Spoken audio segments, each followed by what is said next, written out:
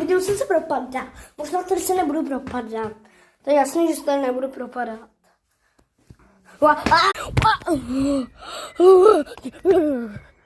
To je divně, jak se propadá pořád. Asi dáváte moc málo léka, už se propadá na zrna.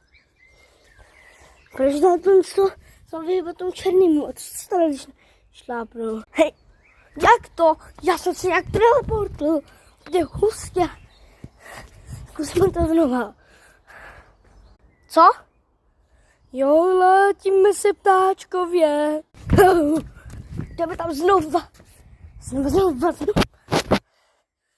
Tak šlápneme na trpaslíka. Jak mě ten trpaslík odstrčil. Hrozný. Tak jestli se vám líbilo, dejte like, odběr, konec, čau, bus, as, dejte lajky.